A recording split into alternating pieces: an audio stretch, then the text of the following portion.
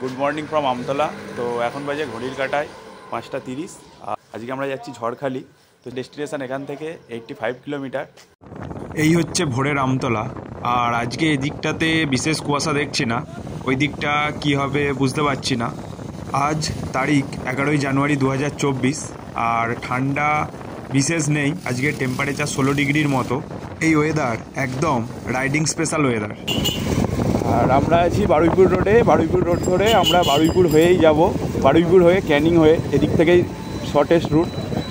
আর এখন আমরা চলে এসেছি আমতলা কৃষক মান্ডি। এই হচ্ছে আমতলা কৃষক মান্ডি। ভোরে এখানেই সবজি মার্কেট হয়, এটা অনেক বড় একটা মার্কেট। আর এখানেই আমরা মিট করব দাদার আরও বন্ধুদের সঙ্গে। সো ভ্রমণের শুরুতে এই চায়ে দিয়ে চুমুক, হালকা করে শীতটা কাটুক। 5:30 থেকে ওয়েট করতে করতে এখন বেজে গেছে সকাল 6:05। আমাদের রাইড স্টার্ট হচ্ছে। একটা BMW, এখানে আছে অ্যাভেঞ্জার, আর সামনে একটা ডোমিনার, আর আমাদের হচ্ছে ইউনিকর্ন। এই 4টে গাড়ি নিয়ে টোটাল 8 জন যাওয়া হচ্ছে।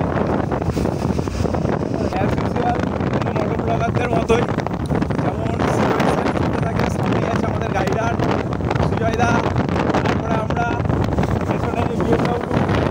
এখন আমরা চলে এসেছি টংতলা। আর টংতলা ইন্ডিয়ান অয়েলের এই পাম্পটা থেকে আমাদের 2টো গাড়ি তেল নিচ্ছে। একটা কথা বলতে কি, শীতের সকালে এরকম বন্ধুসম দাদাদের সঙ্গে হালকা কুয়াশা মেখে বাইক রাইডের মজাই আলাদা। গল্পে গল্পে এখন আমরা চলে এসেছি বারুইপুর। আর এটি হলো বারুইপুর ক্যানিং রোড।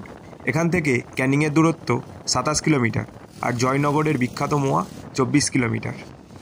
আর বারুইপুরে রেল স্টেশন আছে, বারুইপুর জংশন যথেষ্ট নামকরা। আর বারুইপুরের বিখ্যাত এলফন্টি পেয়ারা, যেটা মোটামুটি আমাদের কলকাতার, সাউথ কলকাতার বেশিরভাগ জায়গাতেই সাপ্লাই হয়।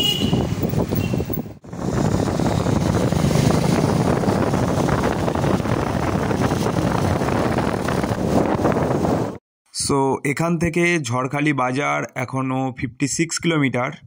আমরা এখন দাঁড়িয়ে পড়েছি খেজুরের রস খেতে। তো জীবনে প্রথমবার আমি এই খেজুরের রস আজ ট্রাই করব। খেজুরের রসটা দেখতে এরকম ট্রান্সপারেন্ট, সামান্য একটু ঘোলা। আর ওই যে দূরে, ওইখানেই এই রসগুলো ফুটিয়ে ফুটিয়ে তৈরি হবে সুস্বাদু খেজুরের গুড়। সূর্যি মামা উঁকি দেয় গাছের ফাঁক থেকে, আর ট্রাভেলিং হাজির হয়েছে ক্যানিং থেকে।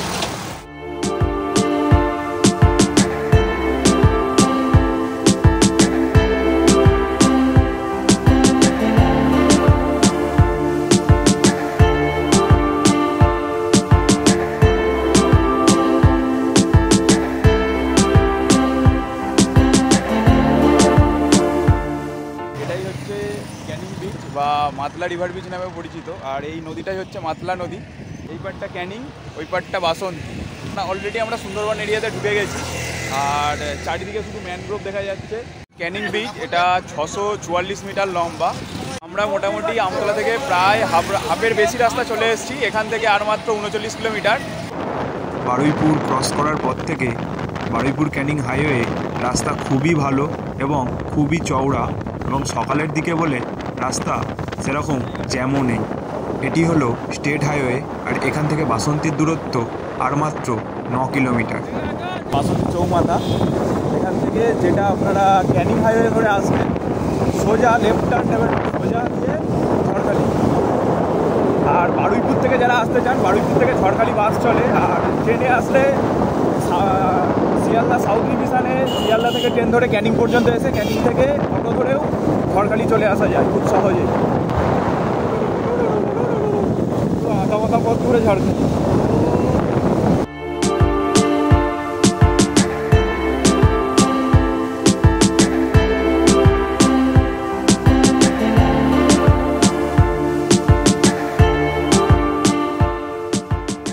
চলে এসেছি ঝড়খালি বাজারে। আর ঝড়খালি বাজারের একদম এইটা হচ্ছে, এখানটায় হচ্ছে টার্নিং আছে, জাস্ট এই টার্নিংয়ের আগে এখানেই আমাদের রান্না করতে দেওয়া হচ্ছে। চিংড়ি কিনে আনা হয়েছিল, দেশি মুরগি, আর সঙ্গে এখান থেকে ঝড়খালি বাজার থেকে এখানে রান্না করতে দেওয়া হচ্ছে। এই হোটেলে রান্না করতে দেওয়া হচ্ছে। হোটেলের নাম কি টুকুরানি হোটেল। আর এই হচ্ছে মোবাইল নাম্বার। আপনারা চাইলে ঝড়খালি এসে নিজেরাও এখানে রান্না করতে দিয়ে খেতে পারেন। এই হচ্ছে আমাদের ফ্রেশ ও একদম তাজা বাগদা। আর ঝড়খালি বাজারে আমরা কিনে নিচ্ছি সুন্দরবনের সমুদ্র কাঁকড়া। তো কাঁকড়া কেনার আগে কাঁকড়ার গল্পটা একটু শুনে নেওয়া যায়। এই যে কাঁকড়াগুলো না, যেগুলোর বড় কাঁকড়া নিয়ে আসি, বুঝলেন, শ্বাস নেই, মানে এর মধ্যে শ্বাস থাকে না, সেগুলো আবার চেম্বারে ফেলে, মানে জায়গা ফেলে খাবার দিয়ে মাল তৈরি করে বিদেশ করে, নাহলে দাম নেই। ভিতরে যদি শ্বাস না থাকে, খোলা মোটা হয়ে যায়, সে কাঁকড়ার দাম নেই। সেটা হলো পিডি কাঁকড়া বলে, পিডি। এইটা মধ্যম মাল, দেখেন নাবিটা সরু, এই মালটা হলো হিজড়ে মাল। এই যে নাবি একটু মাঝারি, মানে সরুটাও না। হ্যাঁ, এই যে মালটা, এই যে হিজড়ে মাল, এই নাবি থেকে বোঝা যাবে সব কাঁকড়ার নাবি দেখতে। টেস্ট ভালো কিসের? মেয়ে মাল, মেয়ের হচ্ছে শ্বাস এই ভালো, দাঁড়া হচ্ছে ছেলে। আর হিজড়ে মানে শ্বাস হয়। দুপুরের ভুঁড়িভোজের প্রস্তুতি পর্ব শেষ করে আমরা চলে এসেছি টিফিন করতে। এখানে আমরা নিয়েছি ডিম সেদ্ধ, কচুরি আর সঙ্গে তরকারি। পেটটা সবার ভর্তি, তাই BS6 ইঞ্জিনের আজ কি ফুর্তি, কি জোরেই না ছুটছে। আর ঝড়খালি বাজার থেকে ঝড়খালি টাইগার রিজার্ভ বা ঝড়খালি ফেরিঘাটের দূরত্ব 5.5 কিলোমিটার। তো এখন আমরা সেই পথেই মনের আনন্দে ছুটে চলেছি। বাবলা বনের মাঝখান দিয়ে আমরা চলেছি ঝড়খালি জেটিঘাটের পথে। সেই মজা। তো এইখানে আমরা এখন ঝড়খালির ভেতরে ঢোকার জন্য টিকিট করতে হচ্ছে। চার্জটা দেওয়া আছে কিসের, কোন গাড়ির জন্য কত টাকা চার্জ। বাইকের সারাদিনের জন্য 15, রাত্রিতে থাকলেই তখন 25 টাকা। এই রাস্তা দিয়ে আমরা আসলাম। এই রাস্তা দিয়ে আসার পরে এইখানে গাড়িগুলো পার্কিং করতে হয়। পার্কিং করার পরে এই রাস্তা ধরে আমাদেরকে সোজা এগিয়ে যেতে হবে। এই দিকেই জেটিঘাট, আর এই দিকেই আপনারা পেয়ে যাবেন টাইগার রিজার্ভ। যেই বাঘগুলোকে জঙ্গল থেকে উদ্ধার করা হয়, সেইগুলোকে এই টাইগার রিজার্ভের মধ্যে রাখা আছে। টিকিট কেটে আপনাদেরকে এই টাইগার রিজার্ভের মধ্যে প্রবেশ করতে হবে।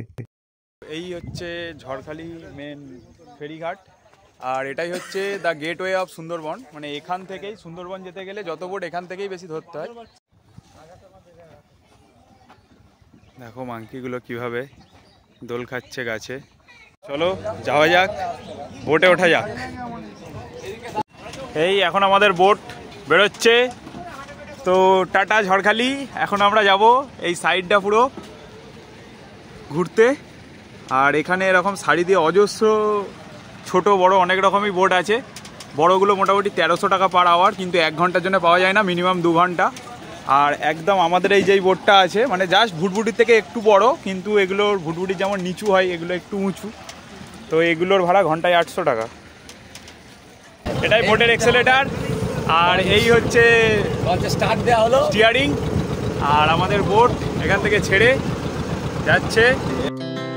Our hearts beat to the city streets. We began to feel the fire. We rise like tall buildings as the chemicals, they take us higher. The night's young and it's just begun as she puts her hand in mine. We wanna chase the night, wanna dance to the light, pull the stars from the sky, just two hearts running wild. Never sleep, never stop, as we shout from the top. We're gonna be two hearts running wild.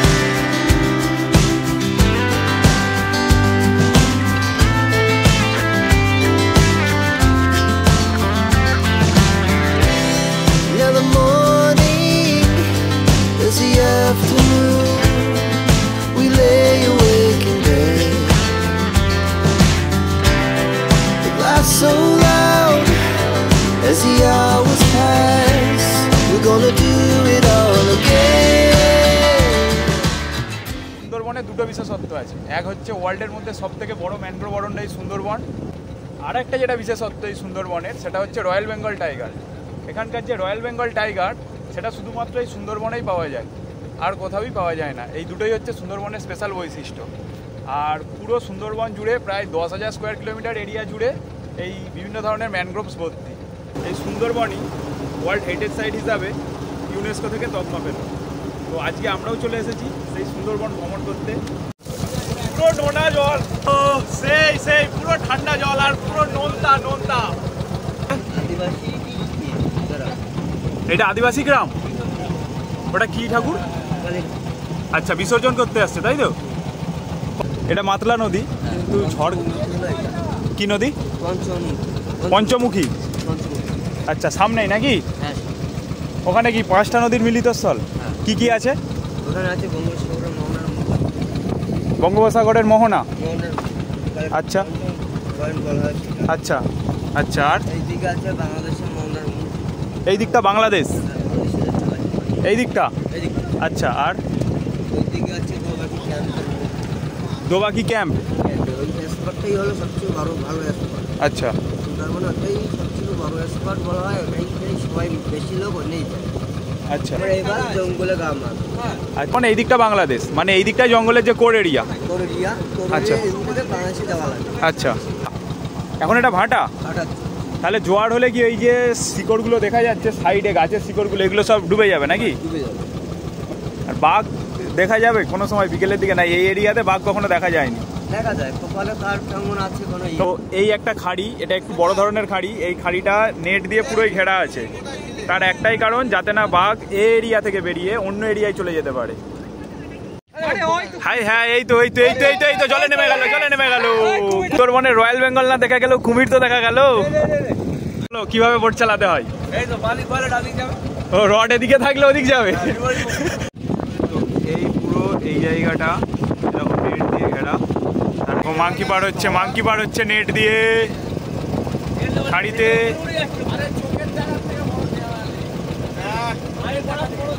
পরপর 3টে পার হলো।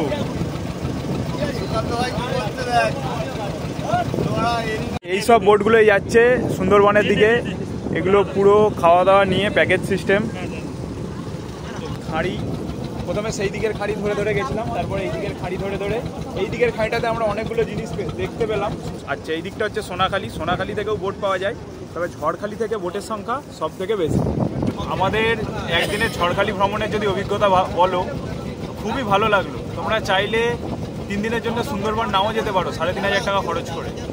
তোমরা শিয়ালদা থেকে ক্যানিং এসে, ক্যানিং থেকে অটোই করে চলে আসতে পারো ঝড়খালি দিয়ে। 8 জন 10 জন এসে এরকম একটা বোট বুক করে খাবার দাবার নিয়ে উঠে যেতে পারো। খেতে থাকো, এরকম চড় ধরে ঘুরতে থাকো, সেটা একটা মজা। একদিনের যদি ঝড়খালি বলো, এটা ঘুরলে, বিকেলটা টাইগার রিজার্ভটা ঘুরলে খুবই সুন্দর। পুরো মোটামুটি আমরা যেখান পর্যন্ত গিয়েছিলাম ওখান পর্যন্ত প্রত্যেকটারই নেটওয়ার্ক ছিল, যথেষ্ট ভালো স্ট্রং নেটওয়ার্ক ছিল, ইন্টারনেটও ভালোভাবেই চলছিল। তাহলে আমরা টেকনোলজির দিক থেকে এত এগিয়ে গেছি, কিন্তু এর জন্য আমাদের ম্যানগ্রোভের কোনো ক্ষতি হচ্ছে না তো? সেই জিনিসটাও কিন্তু ভাবতে হবে পরিবেশবিদদের। টেকনোলজির যুগে আমরা যতই আগাতে থাকি, যেন তার জন্য এই পরিবেশের না ক্ষতি হয়। কারণ এই ম্যানগ্রোভ আছে বলেই আজকে দেখলাম লাখে লোক এখানে ঘুরতে আসছে। তো সেই ম্যানগ্রোভটা বাঁচানোর দায়িত্ব আমাদের। তার জন্য প্রত্যেকটা বোটে এরকম ডাস্টবিন আছে। তো সবাইকে একটাই কথা বলবো, কেউ দয়া করে প্লাস্টিকগুলো নদীতে ফেলবে না, কারণ তাদের নদীটা নষ্ট হবে। কোনো জিনিসই বাইরে ফেলবে না, সবটাই ডাস্টবিনে ফেলার চেষ্টা করবে। এই হচ্ছে দেশি চিকেন। বলো, দেশি চিকেনের টেস্ট বলো। সুপার, এতই ভালো হয়েছে যে অলরেডি শেষ হয়ে গেছে। আচ্ছা, অলরেডি এখান থেকে নেওয়া শেষ। আর এসে গেছে আমাদের কাঁকড়া, আর এসে গেছে বাগদা। একদম গরম গরম সব খাবার, আর টেস্টও সব দুর্দান্ত। আর কাঁকড়াটা খুবই ভালো। গলা পর্যন্ত খাবার ভরে এখন আমরা ব্যাগে নিয়ে নিয়েছি কোল্ড ড্রিঙ্কস আর ঘুম তাড়াতে এই পাস। আর এবার শুরু হবে আমাদের রাইড।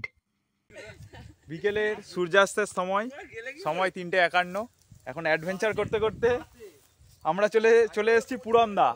তো এখানে একটা স্পেশাল টাইপের শামুক দেখলাম, এই যে এটা স্পেশাল লম্বা টাইপের শামুক। তো চলো সামনে যাওয়া যাক, আর কি আছে দেখে আসা যাক। এখানে কাঁকড়া থাকলেও থাকতে পারে। আর এই দিকে সূর্য অস্ত যেতে বসেছে, খুবই সুন্দর। এই হচ্ছে বাসন্তী নদী। জীবনকে যদি চাও উপভোগ করতে, চলে এসো সোনাখালির এই অফবিট জায়গাতে।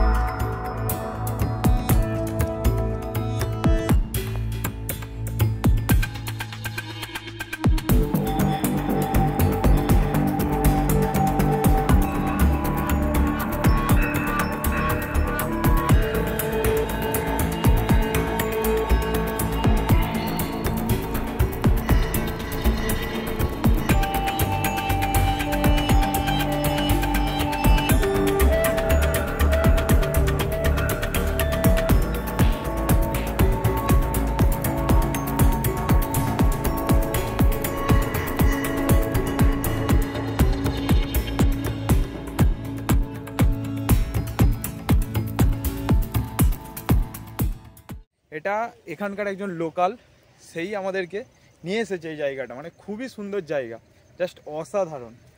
এই হচ্ছে ম্যানগ্রোভের শ্বাসমূল, এই হচ্ছে একটা ম্যানগ্রোভস, ঠিক আছে, এখানে সব ছোট ছোট ম্যানগ্রোভস, ওখানে কেউ মাছ ধরছে।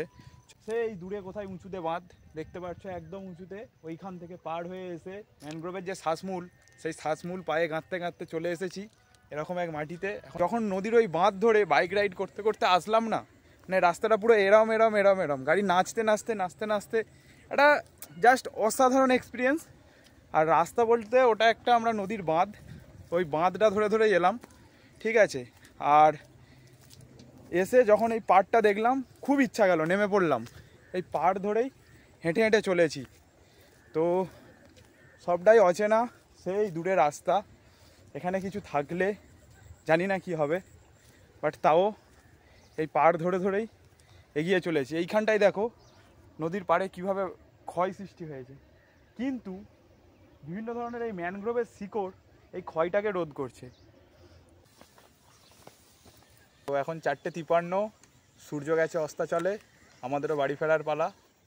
সোনাখালির গরম গরম চপ, পেঁয়াজি আর লঙ্কা খেয়ে 1 কাপ লিকার চায়ে চুমুক দিয়ে আমরা বাড়ি ফিরে যাচ্ছি। সো এখানেই সমাপ্ত আজকের ঝড়খালি আর আমাদের ব্লগের ঝুলি। তো বন্ধুগণ, বাই বাই।